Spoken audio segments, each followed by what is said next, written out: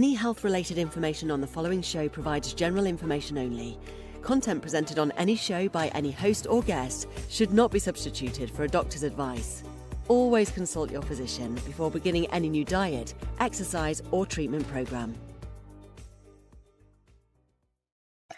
What if one of the most powerful biohacks for fat burning, mental clarity, stable energy, and longevity wasn't another gadget, wasn't another peptide, wasn't another powder, but simply learning when to eat and when to stop eating? Because intermittent fasting can be one of the most simple tools out there, it can also be so misunderstood. I talk a lot about it and the downfalls of it, the upsides. But some people use it, they feel amazing. Some people feel horrible. Why? So today we're getting into it. What makes the difference? And we are with one of the most respected voices in the fasting world. Welcome to Accelerated Health with Sara Banta, the podcast that gets straight to what works. I'm Sara, certified nutritionist, founder of Accelerated Health products, and we cut through the noise, bring you the real strategies, powerful supplements, natural solutions that actually work to help you detox, boost your energy, and balance your body. So let's dive in.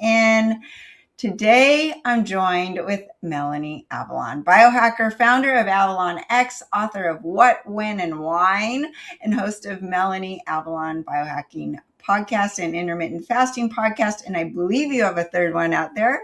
And she has spent years helping people understand how intermittent fasting can support metabolism, energy, body composition, and long-term health. Welcome, Melanie. How are you today? I am so good, Sara. Thank you so much for having me. It's such an honor to be here. I'm super excited to dive into this because intermittent fasting has gone in trend and now out of trend and back in, and people are so confused because they have all of these unexplained symptoms, hormonal issues, unexplained weight gain, and they're just trying to figure it out, whether it's going carnivore, vegan, just eliminating a food group in general or the time that they're eating. So I want to first start with what is your story? Why have you become such a trusted voice in intermittent fasting and biohacking? Yeah, it's such a good question. And I definitely did not anticipate this. I first started trying intermittent fasting in college at USC. We were just talking about our fellow family members there. And I I read a blog post online about eating one meal a day, and I decided to try it for a week. I was like, I'll do this for a week. And that was over a decade ago, and I haven't stopped. And it was before intermittent fasting was really like in the mainstream, like you were just mentioning. So I guess I got in early, and then here we are now. Yeah, and I have gone through periods of I have to eat every 2 hours to one meal a day to now I'm more of I fast until maybe 11 and I squeeze in 2 meals, maybe a third snack. But I listen to my body and I change it up. And some weeks I do better, more longer fasting. Some weeks I need more energy and not more energy, but more fuel, depending on my mental stress. Life happens, you're traveling, things go in and out. And one thing I had mentioned that my daughter is abroad in Australia, and I had to get on the plane to go see her. And it's a 15-hour flight. And the only thing that I think made me survive that flight was I fasted the whole time. If I eat just the smallest, healthiest snack during that period when you're so far up in the air, digestion is off. I feel horrible. And that is my new biohack for flying for sure. So I'm super excited because with OMAD, there's some naysayers out there saying that can shut down your metabolism, especially with women. And so I want to get into that. But first, let's go into what intermittent fasting really does. Yeah, and I'll just comment quickly on the travel piece because my co-host on the Intermittent Fasting podcast is from Australia, Barry Conrad. So shout out to him. And we've talked before about the traveling with fasting, and they've actually done studies on fasting as a tool or as a way to mitigate jet lag. And Yeah. that's because the timing of eating signals a lot to our circadian rhythm. Mhm. So if you're following a consistent eating pattern, especially with fasting, it signals to your body this meal is this time of day. Yeah. So when you travel, especially if you're traveling far, if Yeah. you eat the meal that you would normally eat at the time you would normally eat it for your body in the new time zone, you can basically really quickly accommodate to the time zone. So there's like studies on this. And yeah, so I love fasting for traveling. It's a game changer. Uh, Yeah. so yeah, so the question was, what is intermittent fasting Yeah. basically? What does it do for the body? What are the benefits and what does it look like? Yes, sure. So historically, as hunter gatherers, before our modern civilization, we were not eating 24/7 like we are today. It was very normal to, hunt, gather, have your meal, and then not be eating. And so today, we're often just eating constantly. We're snacking, there's food everywhere.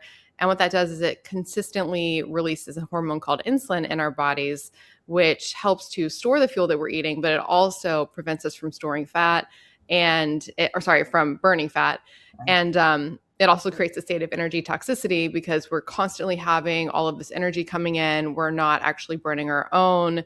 It just creates a really toxic state for the body metabolically. And by fasting, you actually tap into your own body fat stores. So you get energy from yourself. You can switch into this state called ketosis, where your body generates an alternative energy source called ketones, which are like an amazing way to fuel your body and especially your brain. Yeah. So there are just so many benefits to fasting metabolically, just for the entirety of your body. And people think they'll be hungry because they think they're not eating, but like I just mentioned, with fasting, you're tapping into your own body fat stores. So you're actually abundant in energy. So people often find that their cravings go away, that it's just easier to more effortlessly eat how they want and lose weight. I have two parents that have never really had weight issues, so they would never fast for weight issues. But they have blood sugar issues that the doctor will maybe talk to them about. But it's interesting when I'm with them on vacation and I see their daily patterns. They're having breakfast and they're already talking about their morning snack. And then they're already talking about lunch and their mind is constantly on food. And I'm sitting there going, I'm not even hungry. Let's go do something. I think about food when it's time to eat and what I'm going to make, and the cravings are gone. And when people talk about food noise, I don't have food noise. I feel like I have drink noise, so water noise, more hydration noise. Like I'm thirsty, it's time to drink.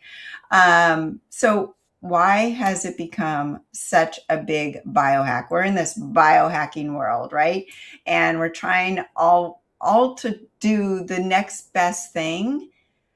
And intermittent fasting has been around forever, right? And it's free. That's the beauty of it. So why do you think it has become this huge biohacking tool? Yeah, it's so funny. So, especially because people will say, like, what even is biohacking? And I, ironically enough, define it as a way to use modern tools and technology and supplements and modalities in order to revert us back to the way that we were historically. So like you were saying, like we've been fasting for eons. So why is it now this like new thing? And but like I'm saying, like with biohacking, so much of it is it's like adapting our environment and turning our environment into a way that would make us the way we were historically. So it's things like creating temperature fluctuations with cold exposure with cryotherapy or heat with sauna. It's wearing blue light blocking glasses to make it so that the light that you're seeing every day mimics the way we would have been seeing it when we were not under fluorescent lighting all the time. Yeah. So ironically, it is a lot of things that are things from the past. And that said, I actually, because people will say intermittent fasting is biohacking, I don't really consider it biohacking per se. I see it more as like two different things that go really well together.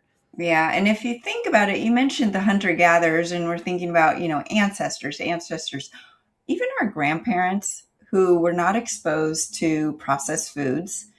My guess is that they were eating within a 12-hour period, and they were eating 2 or 3 meals because it's real food. They probably didn't have the sugar cravings that we have in modern life. And so we're put in this environment today with all of these toxic inputs, whether it's the toxins from the air, from the water, from the processed foods, that is tricking our brains and hijacking our craving control, right? And this is where it's like, oh, it's such a big deal to not eat. Whereas before it was just natural. Like you're saying, it's not necessarily a biohack. It's a natural human behavior. Um, there's a lot of talk about clean fasting versus dirty fasting. And before we came on, I asked you about supplements. Do you take supplements during fasting? Do you drink coffee? Are you allowed to have fat in your coffee? What do you promote as far as what you're allowed to have during that fasting window?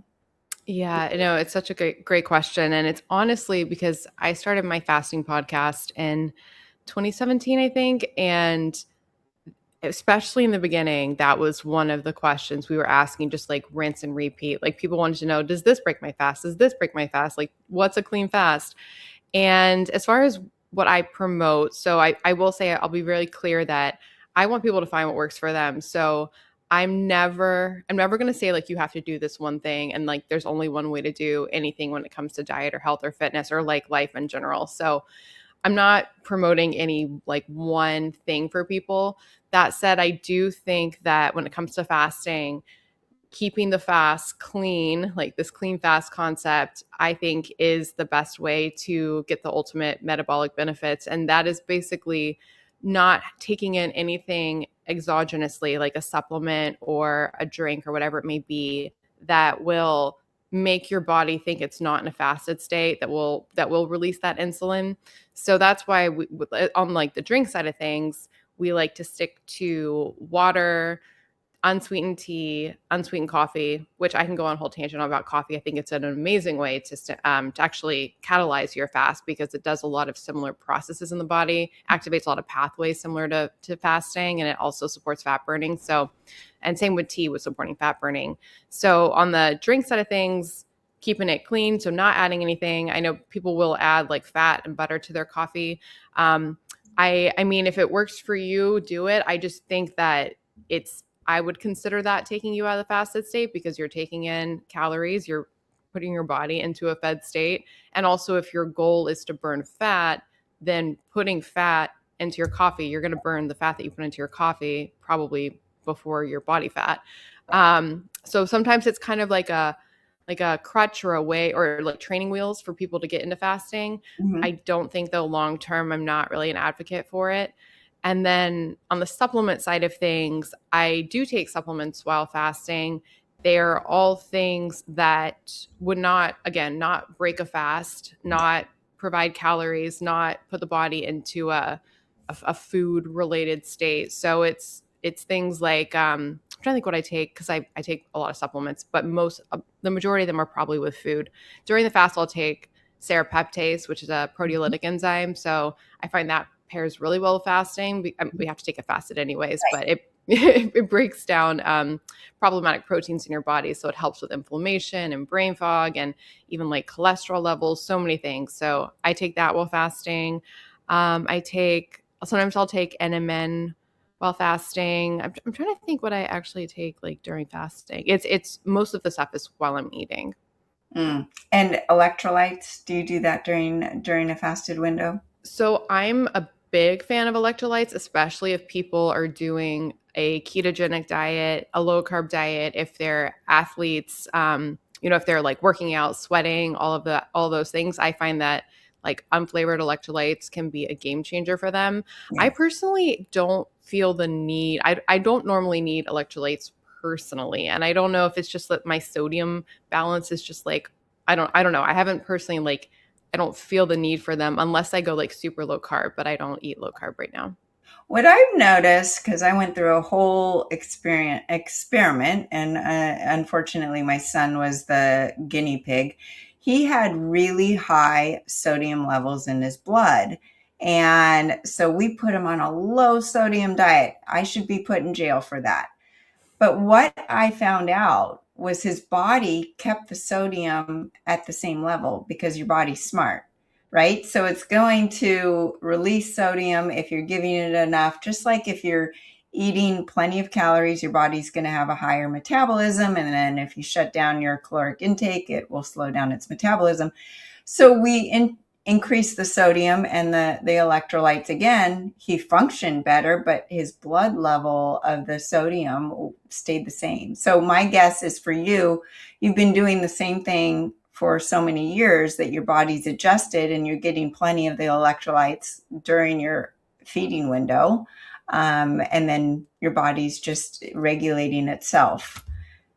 Yeah. Okay. So I'm like so happy that you're saying this. That is my exact experience. Basically, like you said, I follow a very consistent diet. I do think I get a lot of sodium. I eat a lot of like scallops and seafood, and I think there's a lot of like natural sodium in that. If I were to have electrolytes, I would then need more electrolytes to like stay at that level. Like whatever I'm at, my body like stays at. So if I'm not having the electrolytes and just getting it from food, I just kind of stay at the same level. And like you said, if I have them, then I like need more to like stay at that level too. So Exactly. I noticed that exact pattern. It's just like, do you put lotion on your body every day? I don't. And so my body stays hydrated. I wash my hair every day. Someone else would say their hair would fall out if they washed it every day, right? And your body just produces what it needs. So women, there's so much about the fact that women should not intermittent fast. So let's talk about it. Yes. That's probably the second most common thing we get after the clean fasting. Actually, now it's probably more that one than the clean fasting. Yeah, this idea is out there. And what's really, okay, well, first of all, stepping back again, all about doing what works for you. I am sure there are some women who fasting is not a good thing for them, and that I support that. I think there are a few different things that at play here. I think a lot of the original, I would say like fear mongering around women fasting came from rodent studies on female rats and the effects of fasting on female rats. And what's important to keep in mind is a few different things about that. One, this applies in general to like studies on rodents, but they often will use the fasting window of a rodent, and people think it's a 1-to-1 correlation with humans, which it's not. So they'll do like a daily fast in a rodent, like a 24-hour fast, and you're like, oh, that's a 24-hour fast in a human. No, that's like the equivalent of like multi-days. So a lot of the studies that we think are intermittent fasting in rats, they are intermittent fasting, but they're like the equivalent of a longer multi-day fast in women, which is not the same thing. Number two, rodents are they're susceptible. What's the word? So their fertility and how their body responds to fertility and how fertile they are anyways is way more sensitive than humans. So they're having a lot more babies, and their fertility very quickly shuts off like sooner than what humans would. So that's another thing to keep in mind about the fertility fasting rodent studies. And then moving on beyond the rodents. So I think people can easily equate or make the mistake of doing fasting while also being over restricted in other aspects of their life. So not eating enough, not sleeping enough, all the things. And then fasting is just another stressor on top of that, when it might not be the fasting. It might be that everything you're doing is too restrictive. And so then it does become a negative stressor to the body, especially if you're not eating enough. Because if you're not eating enough in your eating window, then fasting can very likely become a stressor. So I think I think those things are really important to keep in mind. There are so many studies showing beneficial health effects in women with fasting, especially like perimenopausal, menopausal women, when their fertility and there might not be quite as much of a issue for, getting hormonal fluctuations that might mess with that negatively. But in general, like I said, there's just a myriad of studies out there showing beneficial effects and personal experience from women experiencing effects. So I think people just need to have a very nuanced perspective. They need to not over restrict with the fasting. They need to do what works for them, but it's not an automatic like fasting is bad for women. So PCOS is the number one cause for infertility, which is connected to insulin resistance. And one of the best ways to correct insulin resistance is intermittent fasting. So it could go both ways. I mean, I'm sure there's studies out there that show intermittent fasting actually helps fertility because of that. But you touched on a huge point, and that is, are you fasting and calorically restricting? Because how much food do you actually eat per day, or how many grams of protein and how many calories? Because you're getting it in one meal.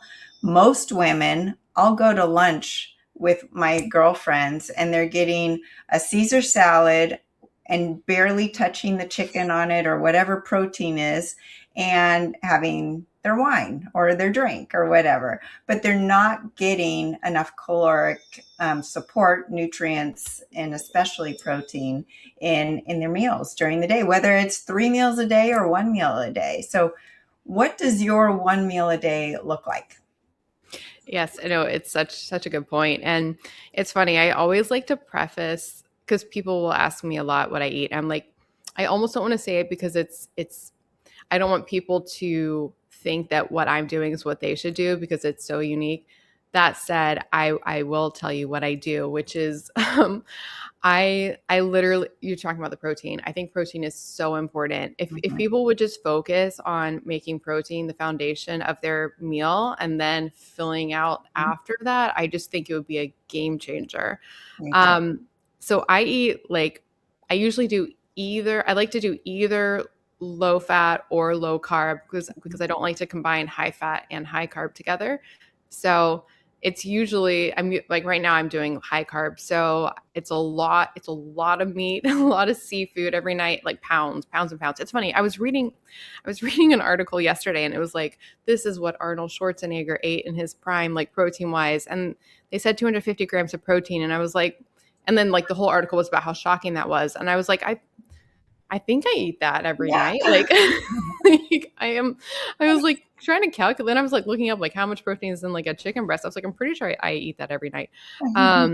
So yeah, lots of protein from, I like lean meats, chicken, steak, and then low mercury fish, salmon, shellfish, scallops, tilapia. And then I like to eat a lot of fruit with it too. So that you and I are so similar. And I either tend to prioritize protein always, and then either a higher fat or a higher carb. But it's when you mix them together, that's when you get the problem.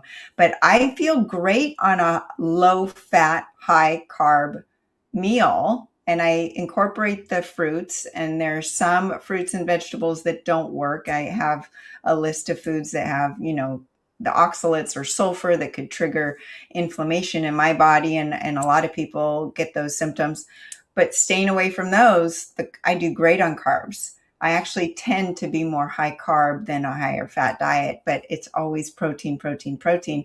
And just like you were saying, I think I eat at least 200 grams of protein a day. I love going to restaurants with a vegan because I'll tell them to order a meat meal and I'll have their meat and then they can have all my vegetables or all of the sides. So it's Have you done a savory dessert before? So like for dessert, I normally order like I'll get like another entree, or I'll get more meat. Oh my gosh. Well, I think I'd get some dirty looks from my friends, but I'm going to try that next time. I do it. Or I'll just go home and have some more. Yep, I do that too. Yeah. No, and the protein keeps my brain stable, stabilizes blood sugar. It makes it so much easier to fast. A lot of people will go into a 3-day fast and say, oh, I need to eat a whole bunch of crap the night before because I'm not going to eat for 3 days. That's going to make it so much harder versus if you have a moderate meal, but higher protein, that's going to keep you in this nice level where the fasting is much easier. So let's talk about the mistakes people do with intermittent fasting. What are the biggest mistakes that you see? Yeah, the biggest ones are probably, we've touched on some of them. So just not getting enough protein, not eating enough, um, eat. And then during the fasting window, again, we touched on this, but I think a lot of people will try to like put all the artificial sweeteners in their drinks to try to like make it through, or like chew gum, or like, just giving, they think that that'll be harder to just be completely fasted compared to not. And so I think that's something to keep in mind is, have the coffee, have the water, have the tea, but keeping it clean can really help. And then not getting enough sleep. So making it all about like the fasting and like prioritizing the fasting over other lifestyle things. So you got to make sure they're getting enough sleep. Sleep is like the foundation for so much. So definitely making sure that you're getting that in there. And also I think because earlier you were talking about, and I really like what you said, you were talking about how, you are intuitive and flexible and you switch it up and you are doing what works for you. I think that is the key, is being intuitive and finding what works for you, even if it doesn't line up what you think you should be doing. So it might be that what is intuitive for you, which is like me, is I never switch it up, even though I feel like I should, because I feel like there's this idea that like people need to switch things up. But I know for me, like my pattern is to be really consistent, and then like the timing of eating. So I think because I tried, there's this idea out there that we need to do early time restricted eating. So basically we need to, or feeding, I don't know what the phrase would be exactly, but that we need to eat earlier in the day rather than later. I eat a big meal right before bed every single night, and that's what works for me. And so knowing what works for you is like, Yeah. I do think like if I could like flip a switch and prefer eating earlier, I do think that's probably slightly better, but that's like not how I'm built. So I don't do that. But so basically not trying, finding the actual window that works for you, I think is so important, because there are a lot of ways to do fasting. There's not one way to do it. Well, there's being intuitive. I mean, there's so many times in my life, and just last week, there was something that I was eating, and I'm like, I'm really bloated, but this is my like joy at the end of the night to eat. And I was ignoring my intuition. And then I said, okay, I'm going to go a night without it. And I slept better. My blood sugar was better. My heart rate in the middle of the night was better. I'm like, shoot, I didn't want to know this. But you have to listen to your body, and it doesn't mean it's forever. It might mean that you're going through something, or there's extra stressors, or you're fighting a virus and your body is changed a little bit. But when you find something that works, then you stick with it. If it's not broken, keep it going. One thing I love though, and this goes along with you eating at night, is having it more sustainable and real life. I mean, I don't go out to breakfast with friends because I'm working. But it's much more normal in society today to be going out at night, or to have the family meal at night. Everyone in the family is running around during the day, but we come together for family dinner. So that would be really difficult if I was fasting. I wouldn't want to sit at the dinner table and watch my family eat. So you talk about sustainability, and it also includes wine and alcohol. Let's touch on that, and how to live in this mode, but not be so restrictive that you are, shutting down your social life, because we all know that community and social interactions is a huge part of longevity.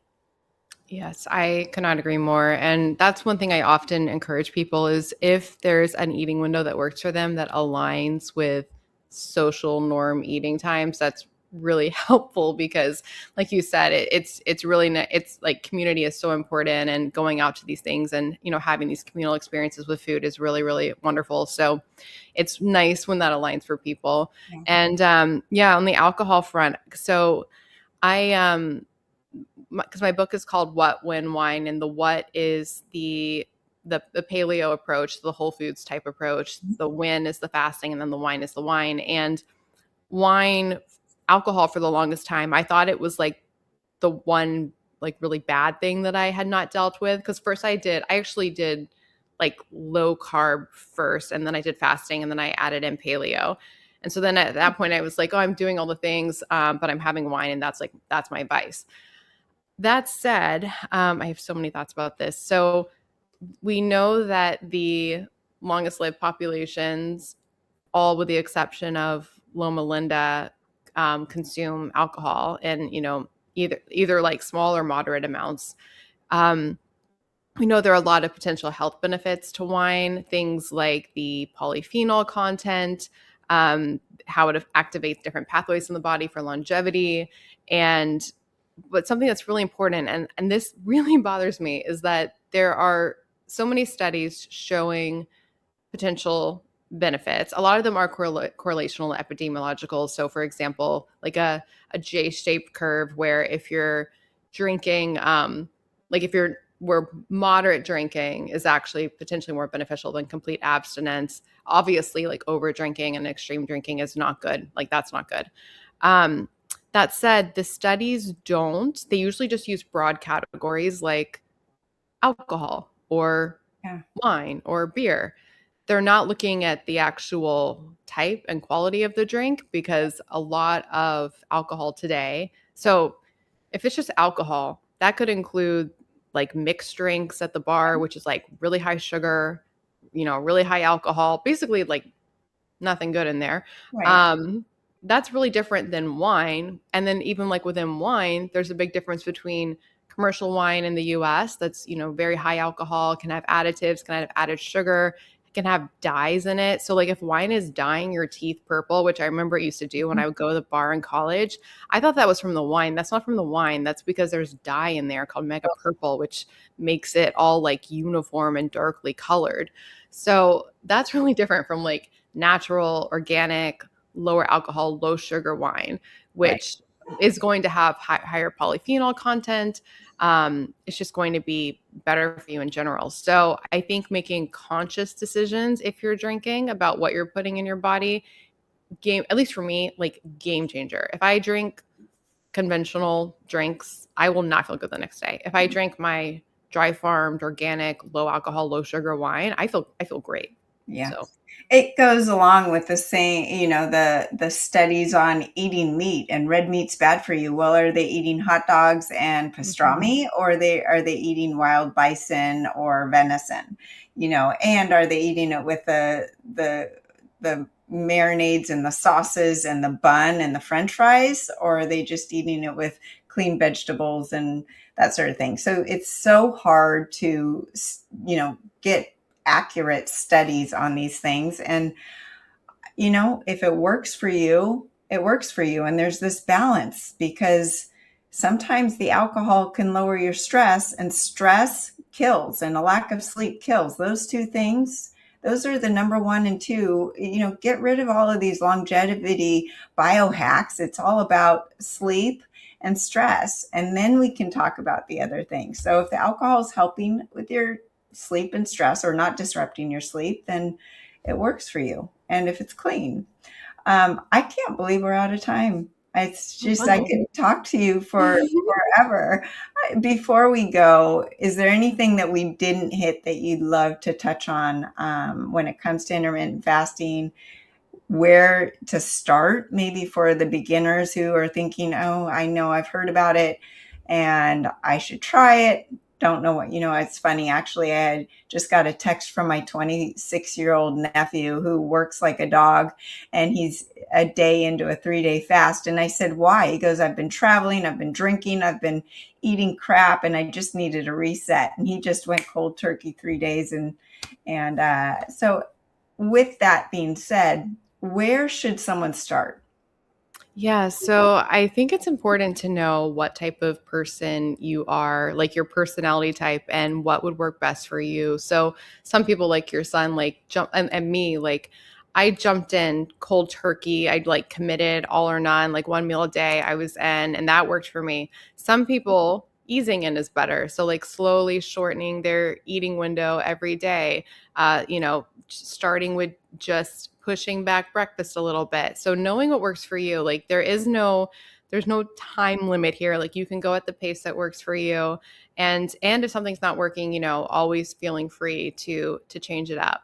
And I will say, like, I actually just developed a coffee line, and it's because I wanted to create like the dream coffee for Oh, fasting. perfect. So I know I have to send you a bag. It's called Glow Please. Coffee. Please. And so the idea behind it was, so coffee is actually, this is like kind of shocking, but for a lot of people, it's their primary source of antioxidants, because it can be very high in antioxidants. That said, like where the beans are raised and how they're roasted affects that. So we actually found beans that are super high naturally in antioxidants, and then we roast them to preserve it. And then it's organic. We test for like 90 toxins. It's Amazing. clean. It comes from a completely female-led initiative in Colombia that supports fair wages for women and the environment. Wow. And it tastes amazing. So it's basically like the perfect coffee to catalyze your fast. It's like a light to medium roast. You don't need to add like all this sugar and everything to it. So it's a good way to. And the reason I'm bringing it up is don't underestimate the power of coffee if you're scared of like hunger and stuff while fasting and like being lethargic, which you probably will not be. People think they're going to be lethargic, but they're usually very high energy. But don't underestimate the power of coffee. Absolutely. I love my coffee every morning. It's actually one of my big, I'm laughing because I get up an hour and a half earlier than the rest of my house, and they get mad at me because the coffee maker wakes them up. I'm like, Oh, man. that's a non-negotiable. I am turning the coffee maker on because I have to have my coffee. It is such joy in the morning. So I am a huge believer in it. As long as you're not drinking 10 cups and you have adrenal fatigue, I think it's a good thing. So, well, I'm super excited to have had you on. This was so great. And we definitely hit a lot of very important points when it comes to intermittent fasting, because there's so much misinformation out there, and it's free, right? It's something that anyone can do at any time, wherever they are. And great travel hack. People always worry about what they're going to do with food on and when they're traveling. Don't eat if you don't have to. Before we go, Melanie, where can people find you and work with you? Yes. No, thank you so much for having me, Sarah. This has been absolutely amazing. I can't wait to have you on the Intermittent Fasting podcast. It's going to be such a fun time. So listeners, they can check me out at melanieavalon.com. I'm Melanie Avalon on all the different social handles. The coffee is glowcoffeeco.com. And do you do discount codes for your listeners? We could get Yes. you a code. Yes. What do you normally call it? We can do Sarah. How about that? Sarah. Okay. So listeners can use the code Sarah to get a discount on that. And they can check me out on the Intermittent Fasting podcast and the Melanie Avalon Biohacking podcast. I have to tell you, I'm like super excited to try your coffee. I cannot wait because I haven't found one that I just absolutely love that isn't full of so many toxins. So, yay. I cannot wait. I will send it to you. Thank you, Melanie. Thank you so much for being on today. Thank you so much for having me. This has been an absolute pleasure. Thank you. I love Melanie. There's so many benefits to intermittent fasting. You want to listen to your body, of course. And it works best, though, when you support your body instead of forcing it. Stress is a huge thing. Sleep is a huge thing. But I always start with foundation first. And for me, 3 huge fasting supplements that I lean into is the accelerated iodine, accelerated fast, and accelerated aminos. So the accelerated iodine supports your thyroid, because sometimes your thyroid might dip a little bit if you're in a fasting window. This is going to keep your metabolism up. It actually increases the fat oxidation while you're fasting, and it helps with cellular energy. It increases the ATP in your mitochondria. Accelerated fast, it is that little sidecar to your intermittent fasting that makes everything work so much better and you to get more out of your fasting window. It helps keep you in that ketosis, works on that liver fat, increases the fat burn while maintaining your muscle mass. Isn't that amazing? Fits beautifully in any intermittent fasting or long fasting regimen. Number 3, accelerated aminos. We talked about women, they don't eat enough protein. Accelerated aminos in one serving is the equivalent of 30 grams of protein. Doesn't break a fast. There's no calories, No fillers, no toxins like other brands that are the most popular ones out there. And that's the reason I brought out accelerated aminos. But we've added in ingredients that help maintain that muscle mass and give you energy, especially during your workouts and your fasting windows. So those are my top 3 supplements, and you can take them during the fasting window. Thanks for tuning in. Before you leave, let me know what sparked a question. Have you tried fasting? Have you done it too much? Have you done long fasting? Do you do 1 meal a day? I want to hear from you. Leave a comment below. And if you haven't joined the free group coaching on Telegram, do so today. Get your questions answered. And for all of my articles, coaching, and supplements that we talked about, you can head to sarabantahealth.com or acceleratedhealthproducts.com. Don't forget to use coupon code podcast10. And most of you listen every week, but you haven't subscribed. Click that button below so you're notified when we drop new episodes. You can find all of them on over 100 different podcast outlets. So wherever you're listening, I'm there. And remember, we drop new episodes every Monday, Wednesday, and Friday. So join me next time for more ways to unlock your health potential.